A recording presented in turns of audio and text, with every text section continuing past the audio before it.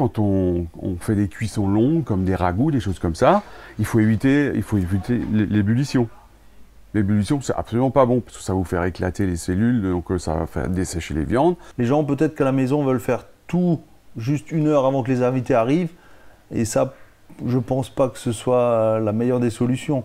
Il faut retourner aux cuissons de grand-mère, sur le coin du feu, dans les cocottes, etc. Il faut prendre le temps.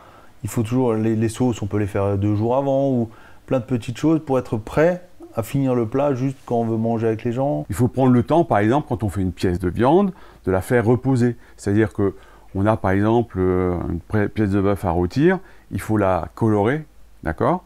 Ensuite, une fois qu'elle est colorée, on la passe 5 minutes au four. Ensuite, très important, on va la reposer, c'est-à-dire qu'on va laisser la température pénétrer dans la viande petit à petit. Et ensuite, on va la repasser au four pour terminer la cuisson. Après, c'est souvent les cuissons qui sont le plus compliqués à faire à la maison. Hein. Ça, nous, on a des techniques autres encore, mais à la maison, il faut prendre son temps, il faut laisser... Je dis souvent aux gens, ne sortez pas quelque chose du frigo pour le manger 5 minutes après. Si on fait un filet de bœuf, par exemple, ça peut être un très bon bœuf, mais s'il sort du frigo, qu'il est encore à 5-6 degrés, et qu'on le mange 5 minutes après, il n'aura pas de saveur, ça pourrait être le meilleur filet de bœuf qu'on veuille. Ça n'aura pas le même goût que si on respecte les choses.